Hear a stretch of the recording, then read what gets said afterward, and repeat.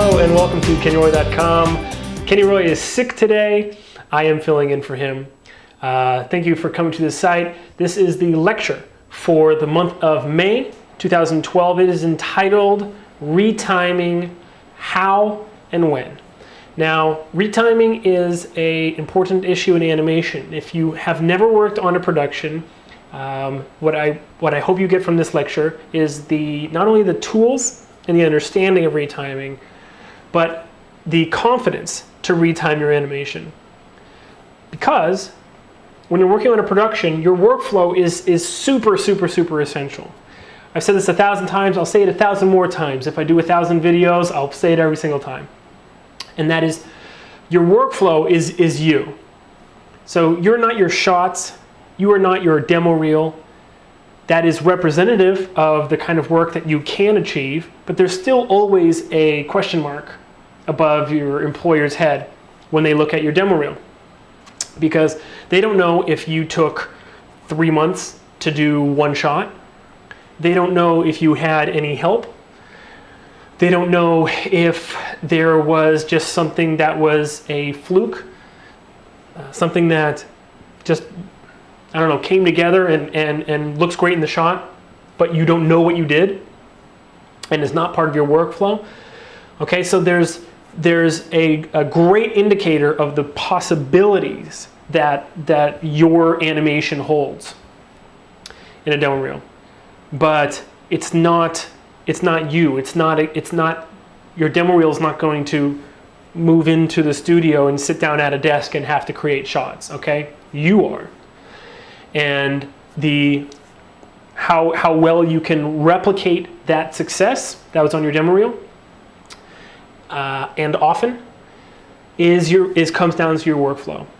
And a lot of times, what animators who start at a studio and animators when they get their first job, what ends up happening is the thing that screws them up the biggest and the quickest is having to retime their animation.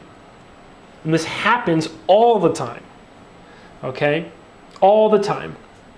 You'll get a note on a shot that is, for lack of a better word, devastating to your progress, to what you've been doing. And try as you might, you can't get out of having to change some timing at some point in some animation. Okay, so we're going to go through the 2 different times and how to change your timing during those 2 different times. Okay, this is a very focused, very specific lecture, very specific talk we're doing today.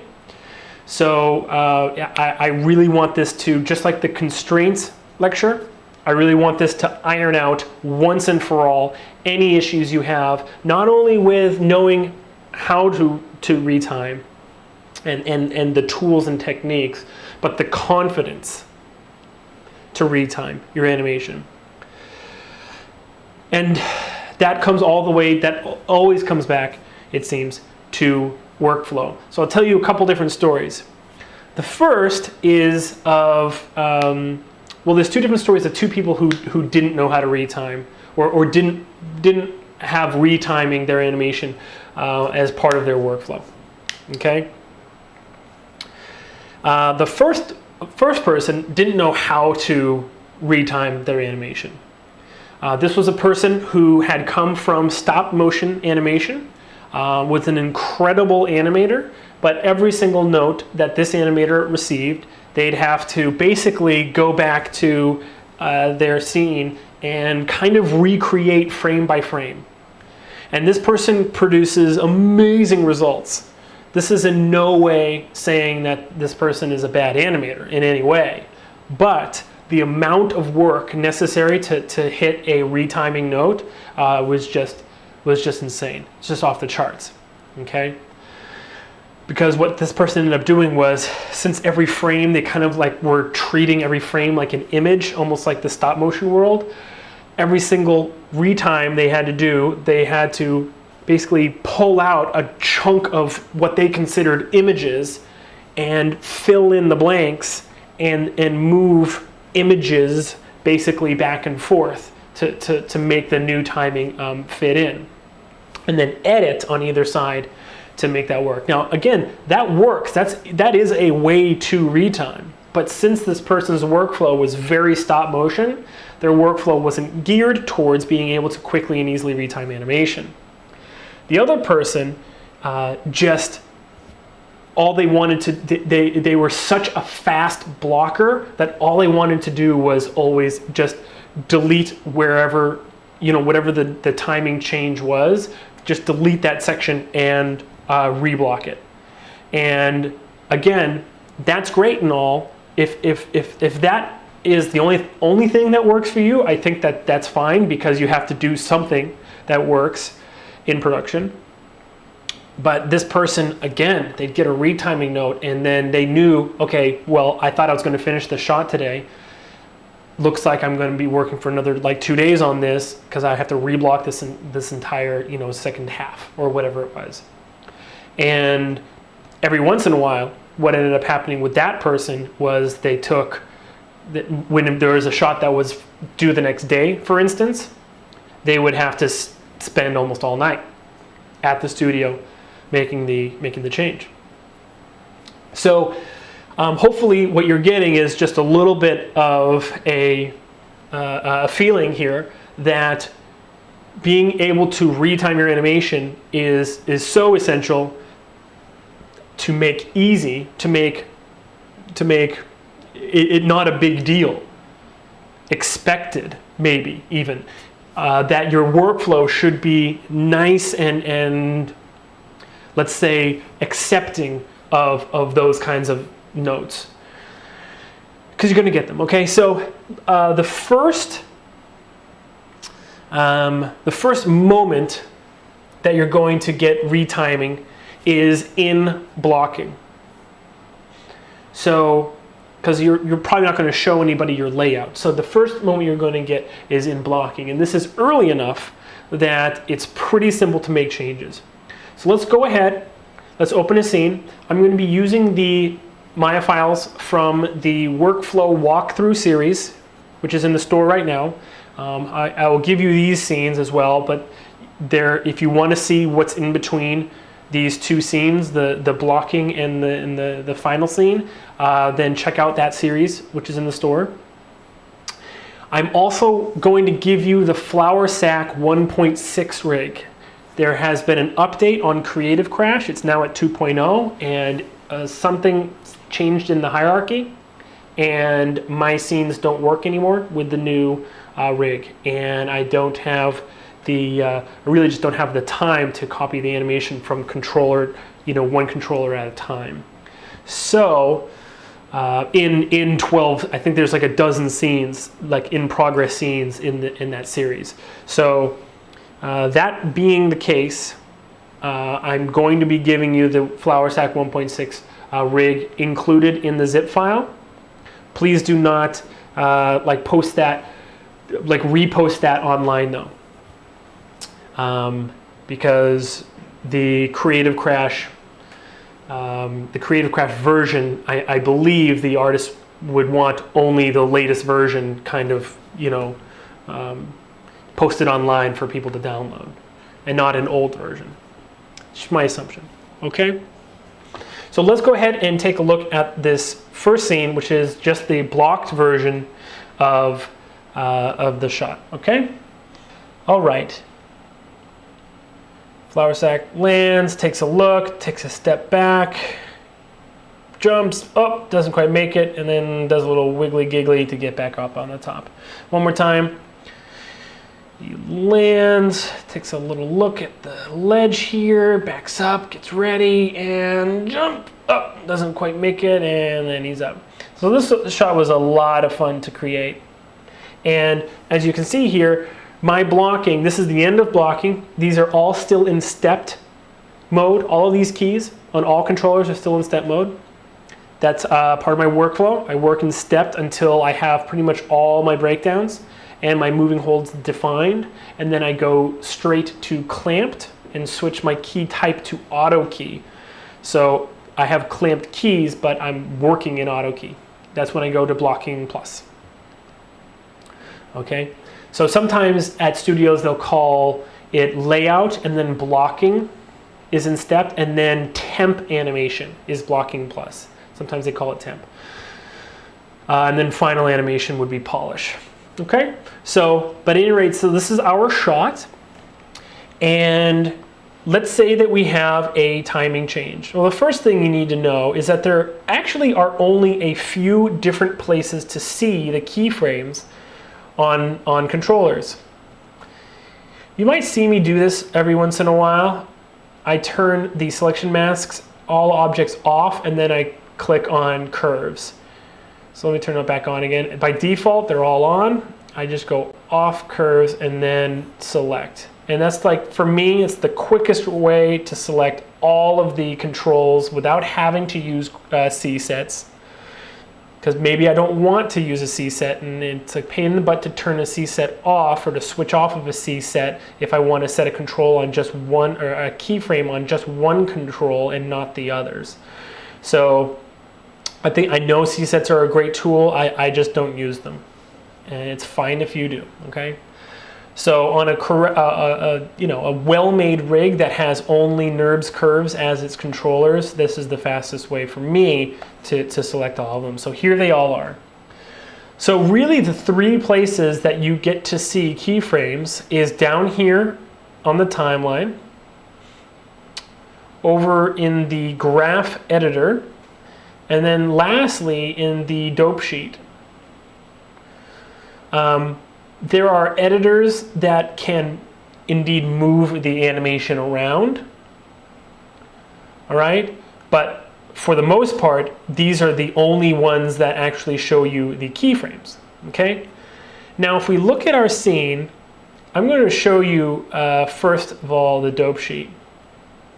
Now, what's nice about the dope sheet is that it's wide open, and one great thing about the scene is if you go to, let's see, view scene summary, the dope sheet summary is almost the same as the scene summary. So you just have to have one showing actually in order to do this. If you select it at the top, you are actually able to move all of the keys in the scene. Okay, not just, this is great and all, but really, I mean, who can keep track of, what controls are actually being moved over here? Thankfully, in this scene, there's only, let's see, maybe 20, how many is that? Maybe 20, 25 controls, okay? And this is a very slim rig. It's a great little rig, really, really nice. I had a fun time doing this scene, and it has everything that I need in order to animate a flour sack, which is great. But sometimes it gets a little bit cumbersome to choose these controls and to actually do any retiming. But let's just invent a retiming change that we want to make, and do it first in the dope sheet. Okay, close that outliner. I don't need that right now. Okay, so let's just assume that instead of settling here for what looks like almost 20 frames, let's have him land and lean forward and look right off the bat. Well, in the dope sheet, it's super simple, super easy to do that. Okay, we just need to find the keyframes that are in question. See here, so it's these that I actually want to move up. Okay, and then you can do a drag selection if you need, and just slide them. You can hit W and then hit middle mouse drag and just retime the entire scene just like that. Okay, so now let's watch this back. Cool. So now he lands and really makes a quick look forward. Now, since I set what I consider full body keys, I can be sure, and you can tell when it's a full body key because there's all of these, all controls are keyed at the same time. Now, there's some moments, like right here, I can tell this is when he's up in the air kicking. because the keys are on ones, first of all, and second of all, they are just on the leg controls, and I can see that. It's not a full body key. I probably wouldn't, in my workflow, set full body keys on just those little legs kicking back and forth like they do, okay? But here we are. So everything that we just retimed is still here, okay? And we look at the animation kind of almost as images, the way that 2D animator or stop-mo animator would. And this might seem fine right now. The rock back right here kind of feels out of place now, though, doesn't it? So in the dope sheet, if you like, you can select the top. You can select the key at the top and hit delete, and it deletes it actually off all controls. So now he lands and he goes right into, oops, looks like I need to delete this full body key as well. There we go. Goes right into this little look. Okay, so let's grab everything again, one more time, and let's find the exact keyframe we want this on. I'm feeling like probably like frame 30 would be good. Okay, and then with them all selected, you can move them all around, and even though there's keys off screen, they'll move with the ones you have selected. But my one gripe with the dope sheet is that I don't think you can see you can't see the timeline. So it's not like the sequence editor where you get to see the timeline. Okay, so at any rate, so it's a little bit easier to once you've made your selection to just zoom in and then drag it to the frame that you want it. Oops, there, like that. Okay, so now he lands, boop, and goes right into the look. Let's actually make it a little bit sooner, like 4 frames sooner. Cool. Boop, boop.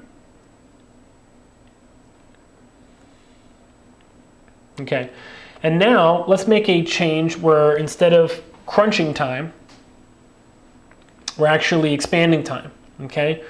And expanding time means making something slower, right? So frequently you'll get these 2 different notes. The first note you'll get is we need to take out frames here. And the second note you'll get is, obviously, we need to add frames here. And when you work in a really straight ahead fashion and you kind of consider everything like just like flowing in and out of each other, if you are blocking in spline, for instance, this is probably going to be a really tough thing for you to devise a new workflow method that isn't almost totally destructive to how you're working right now to take on that kind of note. Because adding a few frames here is like the easiest for like that stop-mo guy, because he thinks in frames. So he literally has like full body keys on every single frame, and he's just like moving and tweaking stuff, and then when he gets a note like add 2 frames in, he just like opens it up and puts 2 more like images or whatever you want to call it in there. No big deal at all. And taking frames out, same thing. You know, he just chops them out, squishes it back together, and then, you know, massages that kind of weird break point. So where my workflow is I'm kind of, you know, in the middle of all that, where, you know, I block and it's kind of an image, but I'm not thinking about every single frame. And then when I switch from step to clamped, it kind of goes a little bit more into that computer interpolated area. So there's a little bit more work for me in my workflow. Depending on what your workflow is right now, though, you're making either a bigger or a smaller change to the way you do things in order to take that kind of note in production. It's a very common note. Oh, take 2 frames out here.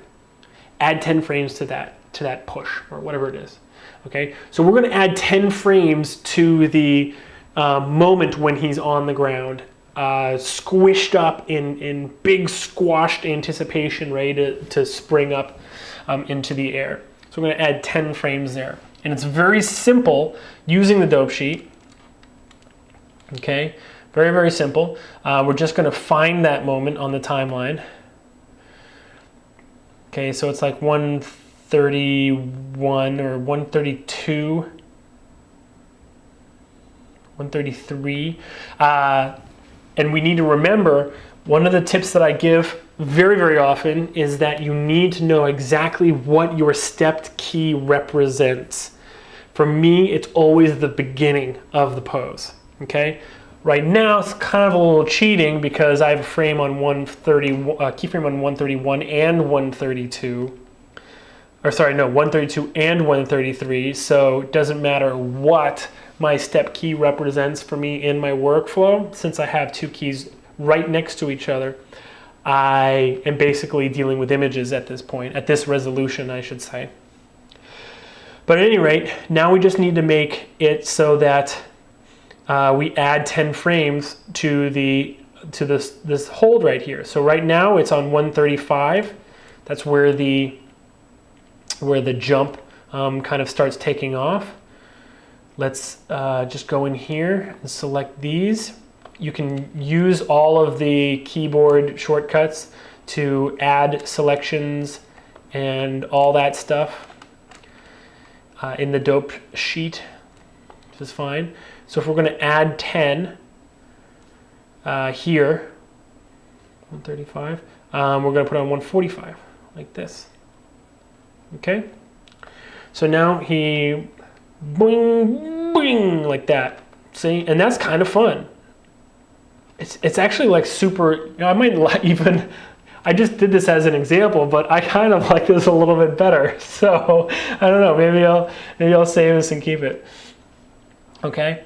So what's the point here? Basically, bottom line is that the dope sheet is great if you think when you're blocking full body, which you should, I think.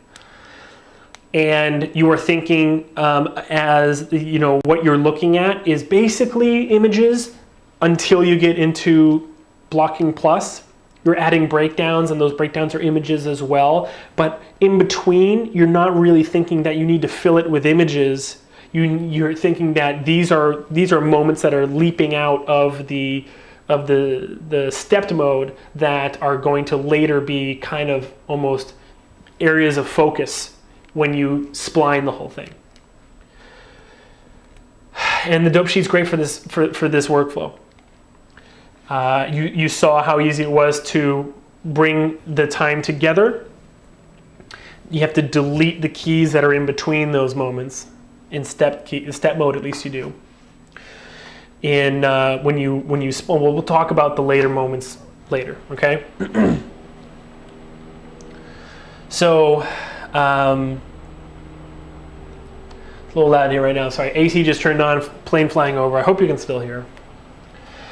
And so the dope sheet is great for that. Let's do the exact same change using the other two editors that we have available to us. Remember, the 3 places to see your keyframes. You can edit animation in a couple other places, but the 3 places to actually see and manipulate keyframes are the timeline, the dope sheet, and the graph editor. Okay? So let's make the same change with the other 2 editors. And it's almost as easy. The only thing is that instead of grabbing one track, you have to select more than one key, and then that's in the graph editor. And then on the timeline, really the only difference is that the controls are just a little bit different.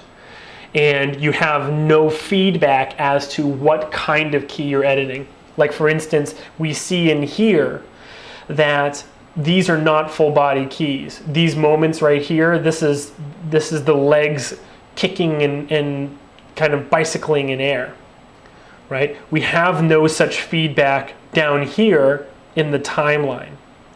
So in some ways, the timeline can be a little bit deceiving when you're doing retiming at the blocking phase. And the reason is because if I didn't know, but let me close this. If I didn't know about the dope sheet and I was just looking right here, okay, I might think to myself that there's some crazy stuff going on right here that is going to get lost in the body. Meaning that arc, you see how the body changes a few times as the feet are bicycling?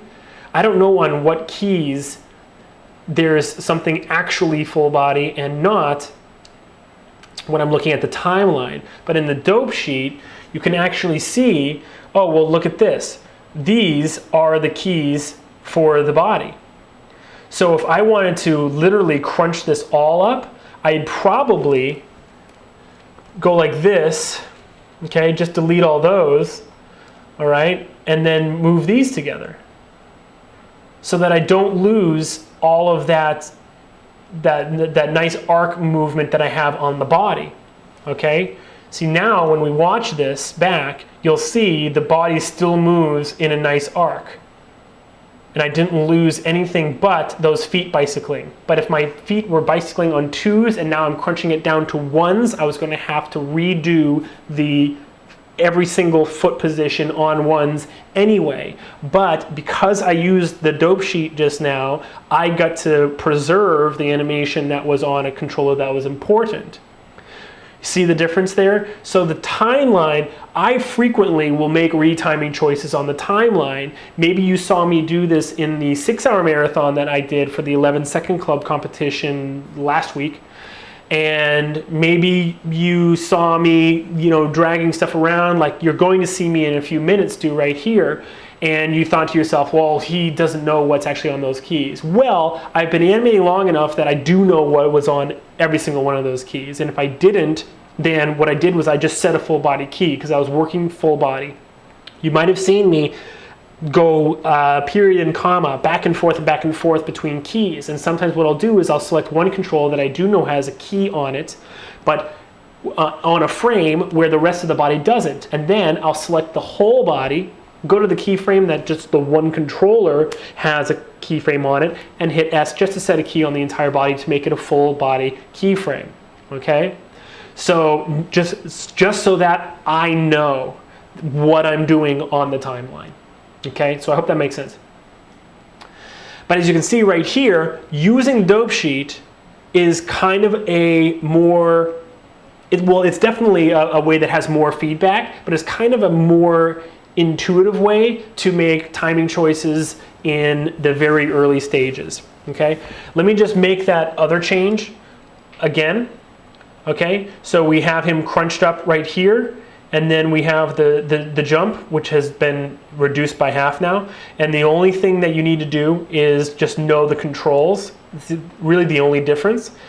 To make a selection, you can double click and you select the entire timeline. Clicking again will release that selection. If you hold down Shift and then drag, you get a selection, okay? This right handle will scale everything that is selected, and it will scale it with the left staying still, meaning it will crunch it, as you can, oops, you can't miss the handle, otherwise you don't get anything. It'll crunch it up towards the left. It does not snap your keys, okay? Your keys will, as you can see right here, they're crunching up so much. Those are obviously not integer values.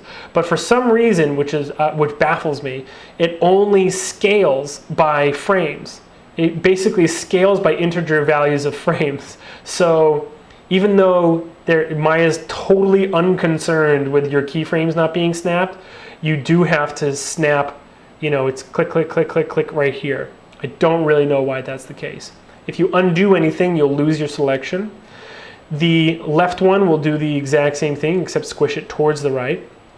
And then the middle handle actually drags and moves your keys on the timeline. And because all of my keys were set on integer values, they will move to integer values. Every once in a while though, I'm not sure if it's a Maya error or what, but every once in a while I'll get a key that is on like frame 150.000001. And if you do any like wild retiming on the timeline, my advice is to just right click and go snap, and just make sure that everything is just nice and on integer values. It takes 1 second to do that, might as well, right? Okay. So let's just really quickly do that timing change that I chose before. Just going to drag this selection, basically grab everything, and I'm just going to, it was on 134, so let's make it 144. Okay, so I just added 10 frames. Jumps, bing. Well, now this jump is super, super fast now, as you can see. It's way too fast. But this is, this was a good moment for us to check out the dope sheet at that time, okay? So that was us adding 10 frames. If our director or supervisor says, hey, add 10 frames, let's do it really quickly. I know you know how to do this, but it's good to just see one more time, like how to do things in the different editors, okay? So let's just undo that. So like I said, really the only difference between the graph editor and the dope sheet is that the dope sheet gives you that scene track, but in the graph editor you actually have to select the keyframes that you want. Move tool, shift, and then middle mouse drag to the right basically constricts your movement in one axis. If I didn't do that, I would be able to move it in any axis, either up and down in value or left and right, and that really screws up your scene, as you can tell. So shift is nice just to make sure that I'm either working in value or I'm working in time, like I am right now, okay? So I love that shift middle mouse drag. All right, so it's very, very, very simple. You just shift, drag it. I'm just gonna drag it 10 frames right there. Playback does the exact same thing, okay? Now, what is, again, the graph editor, not as intuitive or not as much information is just given to you, presented to you as the dope sheet. Like for instance, we can tell right here that there's no full body key because these crazy kind of outlier channels, let me zoom in a little bit. These outlier channels, this Z rotate and this Z or X rotate, okay? These are kind of showing off like where the full body keys are pretty much. And in here, there's no key up here. So okay, that's not a full body key, great. But here's one, but there's some channels going through here that don't have a key on them, right? So rather than investigate every single frame, well, it's just impossible is my point. So let me go to that frame 88, okay? And then if we look at the dope sheet, frame 88, we can see, yeah, look, there's keyframes, but there's keys on pretty much, let's say only 2 controllers actually have keyframes on this key, okay? And it looks like a lot more because it's probably 6 or 10 channels on 2 different controllers, and that's the other difference. In the dope sheet, you have to expand it to actually see. Did I select the right one? Yeah. So to actually see what channels are being affected, and look, it's translate and rotate. So 6 channels on this one leg control, and probably translate and rotate. Yeah, on the main controller here. So there's 12 keys here in the graph editor showing you that there's movement, but you can see like right here, there's no keyframe on this red channel. I'm not sure what this is, probably either a translate X or rotate X, right? So that little retime change we did in the air where he's twiddling his legs would not be as easy or intuitive in the graph editor, all right? So the point I'm driving at, what I'm trying to show off, is that the dope sheet is actually super powerful and a great tool for retiming in blocking, and the tools that you might be using, the graph editor and the timeline, are good if you have a very, very solid workflow. And by solid, I mean actually like kind of like unchanging more than like great. Like a solidified, I should say, workflow for the blocking phase where you're either putting entire full body keys on all controls or something of the sort, okay? So now you've seen that. You've probably done this, you know, just selecting, moving stuff around, retiming your stuff. If I gave anybody a note at this stage when their keys are this slim, and you know, and they hadn't moved on from this yet, I would expect this retiming change to take like 20 minutes max, just if they want to make sure that their poses are still kind of supporting the timing choice, and they replay blast it and check it at speed and all this stuff. Still 30 minutes max. Piece of trivia, I'll give a free video to anyone who can tell me in what film the word or the phrase 5 minutes was used. I'll give a free video to anyone who can tell me that. Just email me if you know. All right. I love movie trivia. I love it. It makes me so excited. I wish I could answer this question. Okay. 5 minutes. Okay.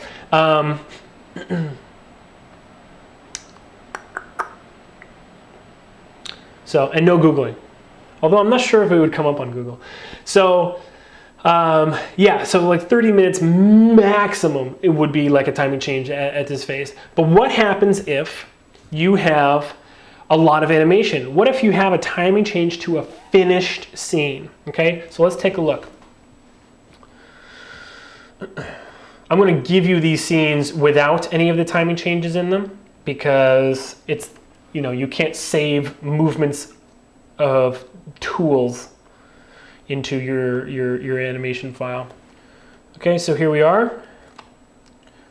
Lands, checks it out, takes a step back, and jumps.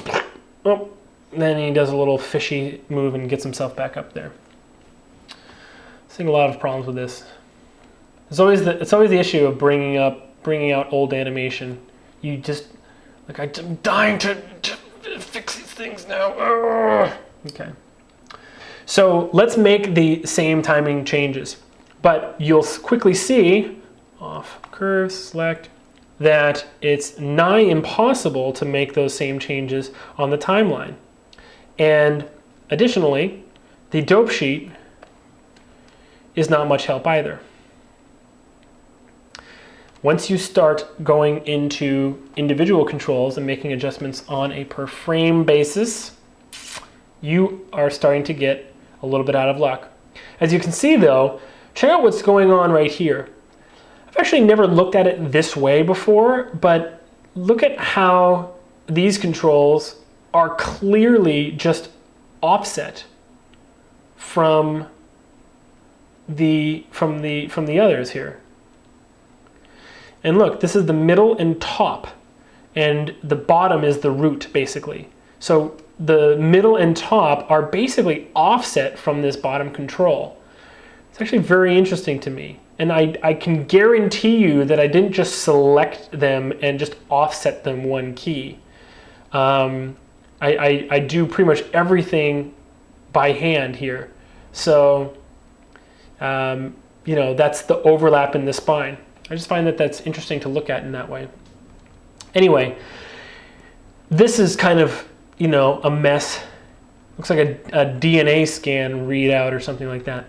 And then, obviously, this dope sheet summary up here at the top is even less useful.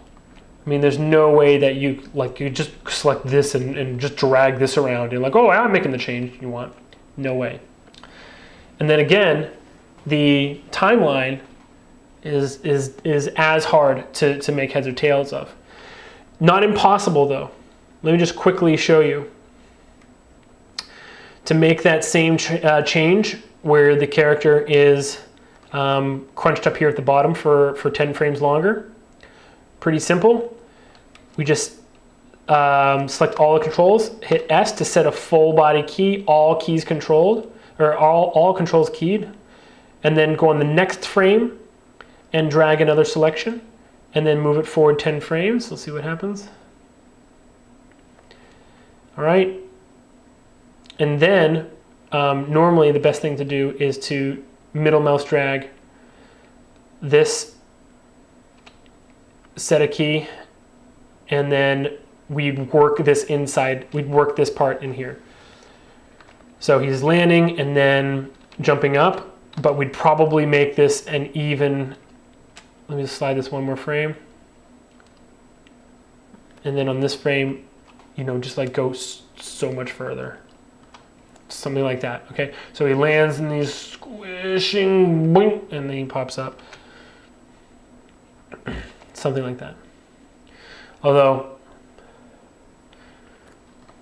I'm just not sure about this rotation. But anyway, that's not the point. Point is that you can make the change, and adding frames is fine, but you do get a little bit of, you know, you do lose a little bit of that intuitive control that the dope sheet gives you, and that's just basically the way it is once you go into Blocking Plus and Polish.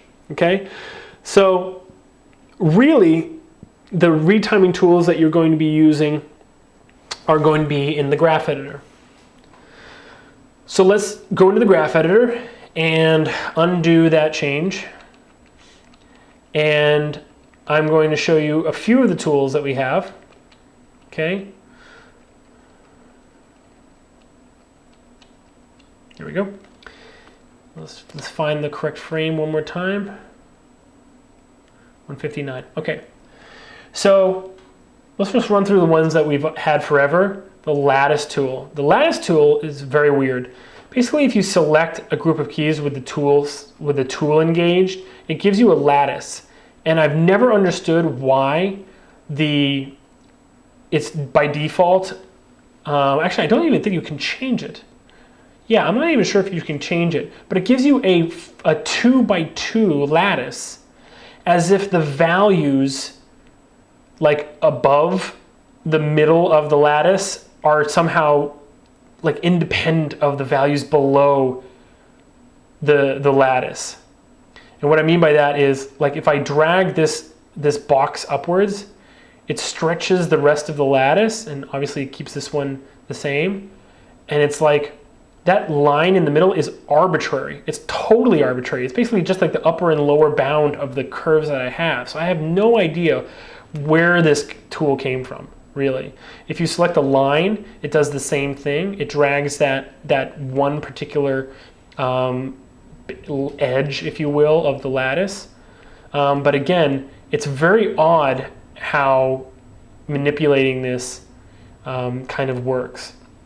I can kind of imagine that if you had, let's say, like translate Z curves on a foot that was in a cycle, that you could sort of intuitively move this lattice and like make it go further or walk for longer or something like that. But like really, all of this is just ridiculous guesswork. Like none of this is useful at all. So the lattice is probably only useful for one channel at a time. In Maya 2012, we got the region tool. Now the region tool, finally, we're actually starting to get somewhere. It's if you just drag the region tool around, it's almost the same as just using the move keys tool.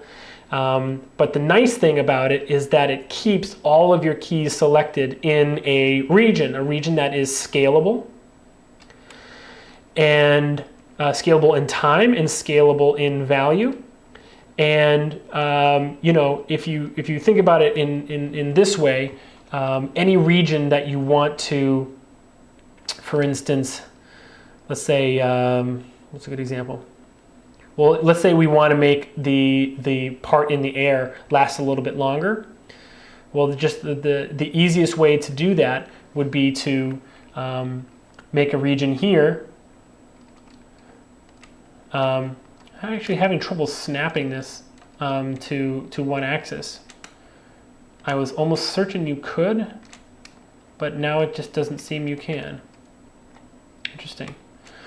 Well, then maybe to instead just move these and then do a region and scale. Now, of course, you can scale keys as well, but if I undo that and then hit scale, the weird thing about scale is that it puts the scale basically origin right on where you click. And it's absolutely impossible to click right on a frame. So even the controls, or sorry, the keyframes that you don't want to move or you want to scale from are going to move. See what I mean? So that's not that fun. So the region tool is great because it basically just gives you a nice handle. You know that the edge of the region, these keyframes are staying perfectly, set and in their place, and you can fill in the section here. Okay, so then, yikes, we just made that like a 50 frame jump. Okay, that's ugly. So region tool, good for scaling keys. You still have to snap though, because those keys are going to be totally off their values. My favorite new tool is the Retime tool. And no doubt when you first saw this and it gave you this little tooltip, double click to add multiple Retime markers, you started doing just that. I think this is the bee's knees. I really love it. So basically what you do is just double click, and anywhere that you have these yellow bars, in between those regions, it will scale. Okay? Pretty incredible. If you have no handle, Retime handle, to the left or the right, it will scale everything after it. Okay? So, how would we go about using this? Well, one thing you can do is just double click, add 10 frames, like that, okay? Add a key on this frame. You can right click and hit insert key, okay? And then drag this Retime handle, sorry, you need another one right here in order to make that stay put. And then now we just added a 10 frame hold to our animation, okay? And now we can either just, we can just snap. These will snap as well, okay? So we just added that 10 frame hold that we wanted, okay? So let's watch it in panel, make sure that everything went right. Cool, right? So let's actually make, so this section in here where we have him land, or we had him land and then he was looking, let's see if we can make this a little bit slower. Let's just make this all just a little bit slower. It's very easy using the Retime tool, okay? As much as big a headache as this would be, although these keys are still pretty sparse, I have to say. As big a pain in the butt as it would be to edit, multiple keys like this, go into controllers and whatever, the Retime tool makes it pretty simple. So let's say we want this, instead of to be 40 to frame 50 or frame 49, this kind of like lean forward and look, let's make it end on frame like 56, okay? So let's find, it's okay. And now it ends on frame 49, so let's make it end instead on frame, what did I say, 56? So it's only retiming what's in here. It's moving everything else out of the way. Everything else will still be on its normal time. Okay, we can just snap all this, edit snap. Now let's look. Lands, and then see how much, I kind of like that as well. I'm making all these changes, and now I like the animation, the original animation less and less. So that's the danger. So let's make it even a little bit slower. I've actually inspired myself to make this like a little bit slower. Let's try ending on frame 60. Okay, and then we can snap. Now it's a little bit slow. And the key on this, especially the Y, doesn't have a nice tangent on it.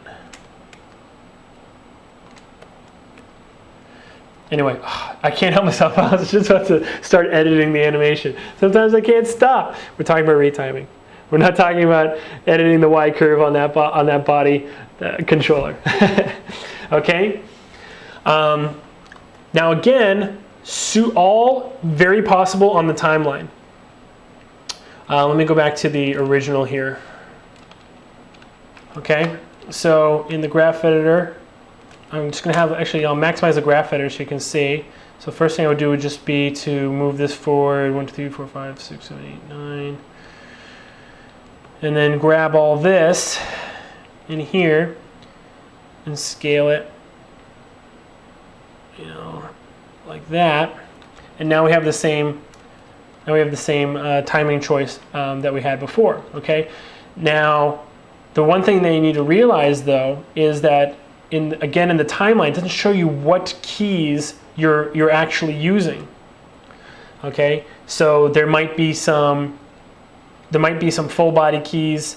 There might be some just, you know, keys on single controllers as well. Whereas if you make the change in the graph editor instead, I know that these are just breakdowns. There's just something that's going on in the middle of this motion right here.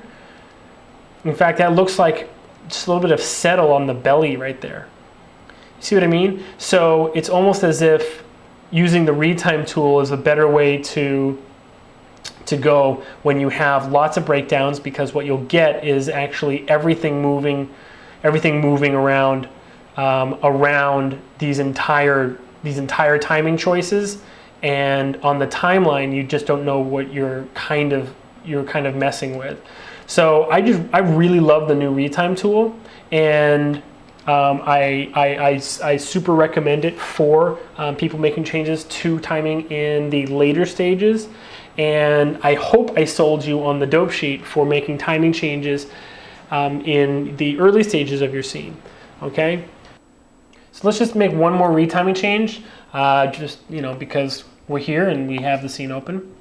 One thing that you do need to be careful about is that you are making changes to all controllers and all channels, and when you are retiming anything, you're going to have to make some decisions as to, you know, what is going to actually be slowed down and what is going to be sped up, and what's going to be left behind. So if I retime this splatted moment so that he's basically hanging over, let's say for twice the time splat, and then he doesn't just pop up like he does right here. He actually, you know, like hangs there for a little bit of time. My feet are going to have to be reanimated. Okay, so let's just make that change really quick, and I'll show you what I mean. So if we put two handles here, and then we double this time, it might look fine on the body that he's hanging there, but as you can see, the feet go into like super slow motion. Okay, so you have to be very careful when you're making retiming choices, that your controllers, especially if you did full body keys, that you know you do have to do a little bit of reanimation. Okay, so basically that kind of changes the how of retiming in later stages of your scene to mean that you need to know that you can make very, very large changes. It's okay to do them on the timeline, better to do it in the graph editor, either by moving and scaling keys, or the retime tool I really, really like because it moves and scales if you use it correctly. And but then knowing that the second step is always to go back in and see, like, okay, I did full body keys and this was maybe a movement that should be unlocked from basically the full body pose change. So if someone comes to a stop and goes like this or whatever, you might want them to come to a stop a little bit slower, but that hand to go at the same speed as it did before. And the reason you can't use like the retime tool to do that is because the retime tool does it on all channels of all selected objects or controls. So if you deselect the control of the hand and do a retime, then the rest of the animation on that hand for the whole scene is going to be off. So sometimes it gets just a little bit tricky. In some cases, what you might want to do is use the timeline for that kind of change. So let me show you what I mean by that. But regardless, you're always going to have to do a little bit of animation, okay? So let's see here. Okay, so here he lands and his feet are kind of going back and forth. So if I deselect his feet and then add 1, 2, 3, 4, 5, 6, 7, 8, 9, 10 frames. Okay, now he's hanging out here, but you see the feet are wigging out. Now I need to leave the feet wherever they were at the end of this motion, and then drag these forward 10 frames. 1, 2, 3, 4, 5, 6, 7, 8, 9, 10. There we go. Okay, so I preserved the little bit of animation that I had. Maybe I can copy it. Let's just try that. Let's copy and paste this. Let's just see what happens. It might be kind of in the wrong range.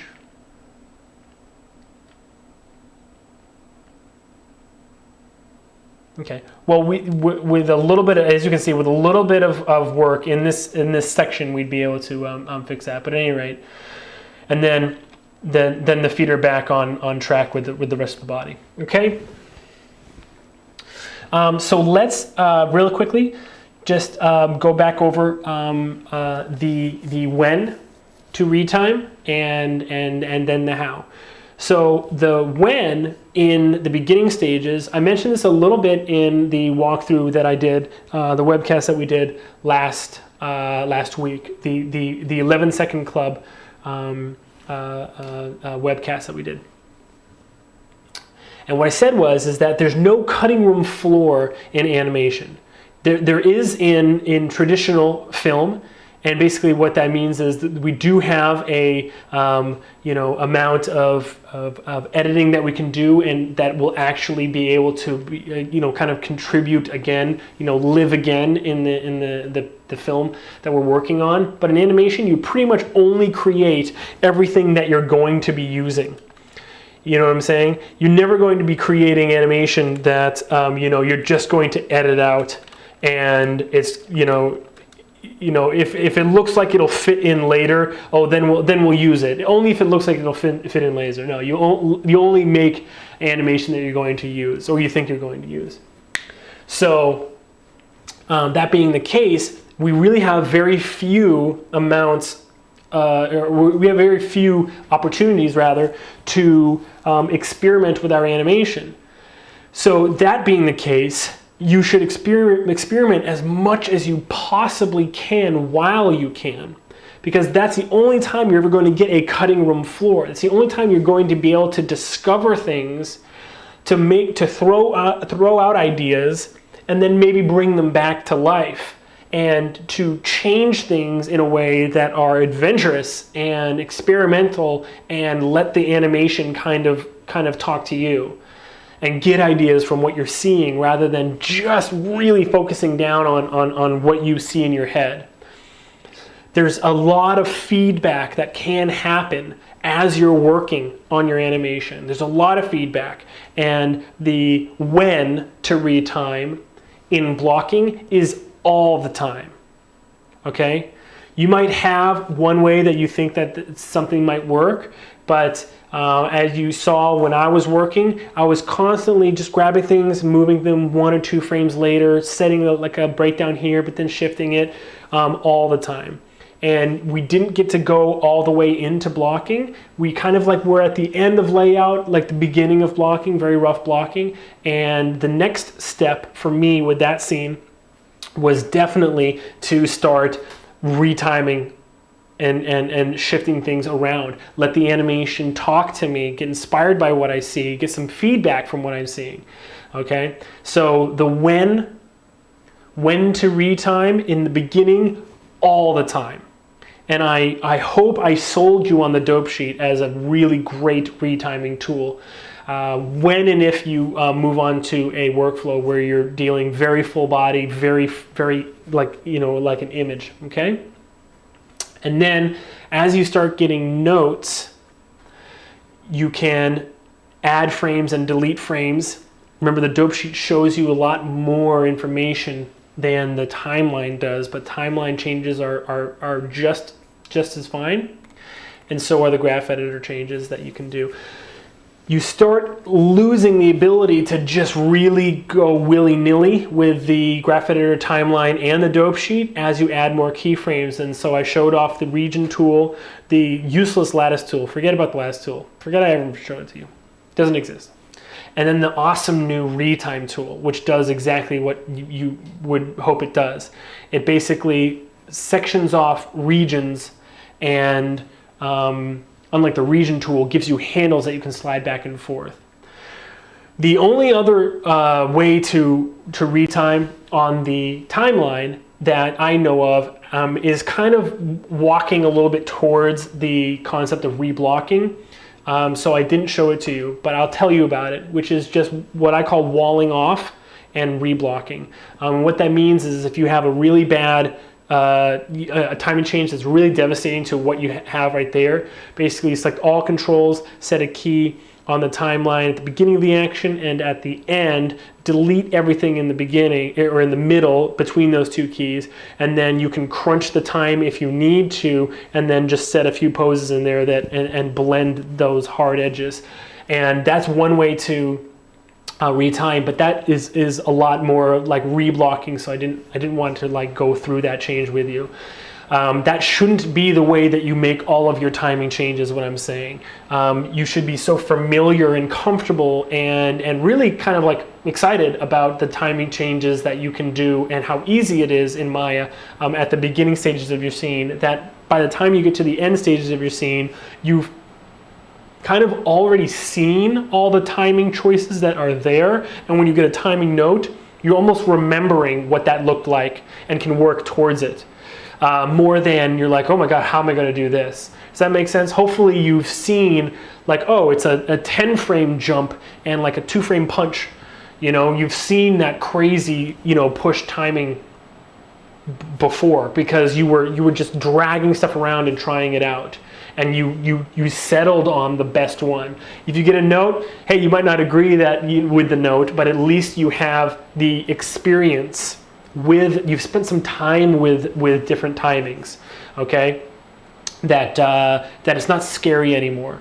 Above all, what I hope these talks give you is confidence to be experimental, to try out new things, okay?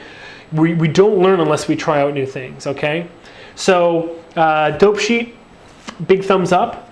Check it out if you haven't before. Make more timing choices and more timing changes in the beginning of your scene, and get excited about those changes. Let them inspire you and talk to you and get that feedback. And then in later, you're probably going to only be really doing gross retiming changes, in an overall way when you get a note.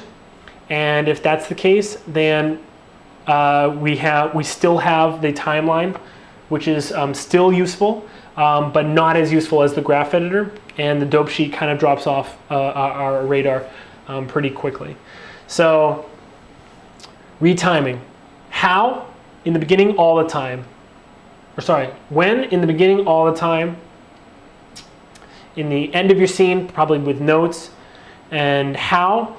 Start off with the dope sheet if you can, and then moving to those awesome tools in the graph editor later on. Okay? Don't be afraid. You are going to get timing notes. You are. Okay? So don't be afraid of that moment. Anticipate that moment. Practice your workflow to anticipate that moment, and then when that moment comes, you'll be prepared. All right. Thanks for watching. Please send in your suggestions for future lectures in the resource wish list forum that's in the forums. If you haven't checked out the forums, they're great. Got a lot of active people in the forums. You can post work in progress, get some feedback, ask me questions about the site, discuss the lectures, but there's also a resource wish list forum where you can send in your idea for a new lecture coming up. I have done plenty of lectures that have come from the resource wish list, so that's fun. And it's a great way to, again, participate in the site. Send me in some more Ask Video Mail questions, and just enjoy your time here. I know we have a lot of new members from the marathon and the Kickstarter project. I hope you're enjoying the site. I hope you stick around. We'll be doing much more on the site in the future, more live demos and more exciting things to come that I will announce as they happen. So good luck with your animation, and as always, Rock on.